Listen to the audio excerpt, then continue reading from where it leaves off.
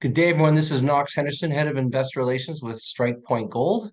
And with me today is our CEO and board member, Mike Allen. How are you today, Mike? Doing well today, Knox. Thanks. Good.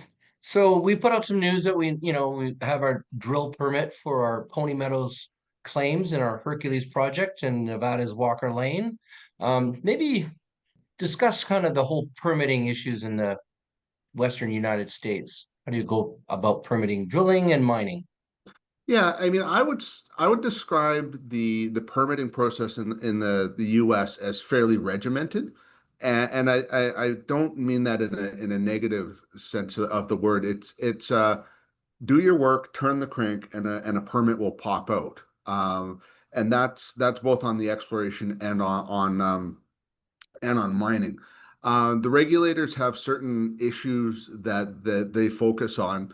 Archaeology is a big one.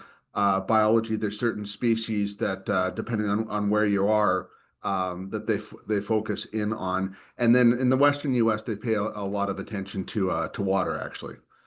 Okay. So looking at our Cuprite project in your gold fields in between Vegas and Reno, and we also have our Hercules project just southeast of Reno.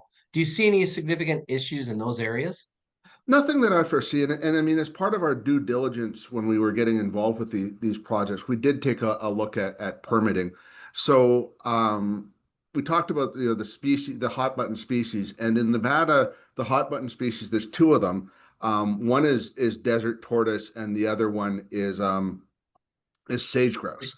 And when you look at cuprite, you're too far north for desert tortoise and you're too far south for sage grouse. So it's not an issue at all.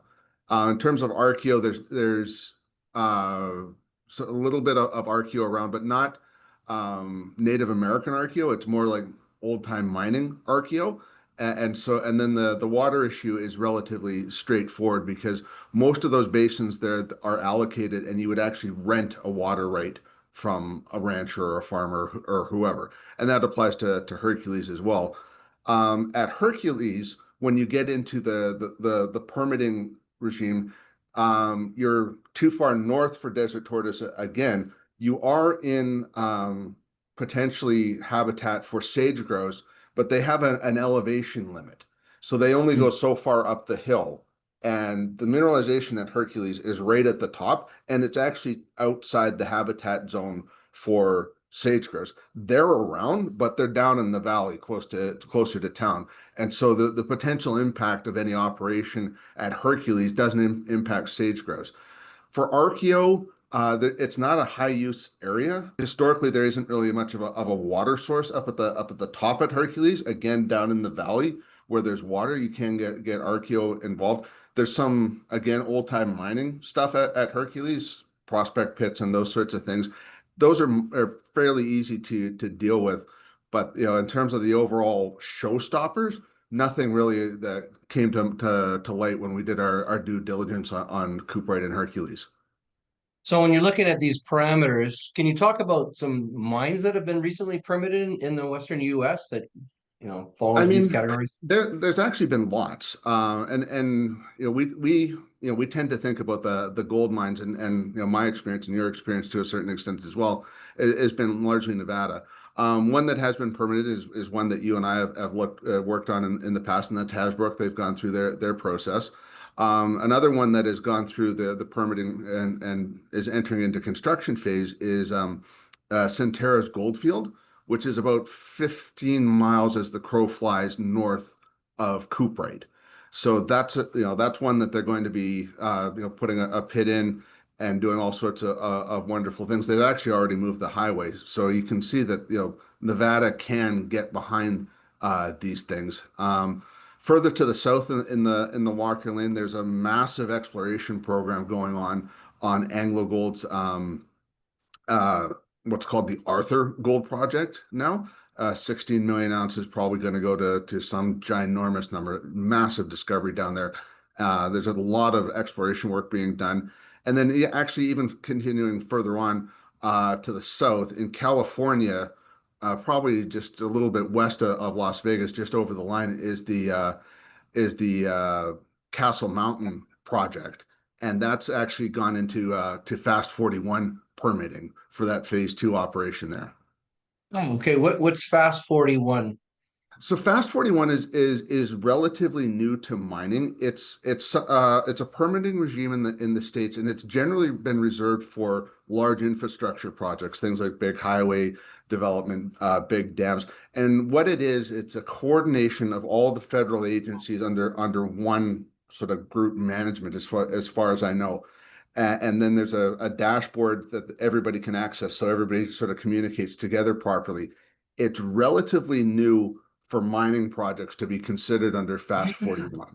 And so it's a new thing. Off the top of my head, Castle Mountain is probably the only gold project that I know of in there, but there may be others. As I say, it is relatively new for the mining space to be included in those sorts of projects. Well, so in summary, I mean, Nevada is a great place with geological potential, but it's also a place, where you can avoid permitting hurdles. It's obviously ranked very high in the Fraser Institute's studies of mining jurisdictions. Maybe summarize that. Yeah, I mean that's part of the reason why I like to do business in Nevada is I've been there for about 15 going on 20 years now. And so we know both from a geology side what to look for and from a permitting side what to avoid. Nevada is a great place. The Fraser Institute is a good summary of all this. It actually just puts it out in bullet points. And I believe on a global scale, Nevada in 2024 was #2 on an overall basis when you combine geology and permeability, and then obviously the #1 in the U.S. So, and actually probably in North America. I think that Finland was #1 and Nevada is #2. So it's a great place for mining business. It's a place that understands mining and obviously has great geology to be able to attract the investment dollars in the mining industry into the state. Great. Well, thanks for that summary, Mike. And if anybody has any questions, they could email me kh@strikepointgold.com or call me directly at 604-551-2360. Have a great day. Thank you, Mike. No worries.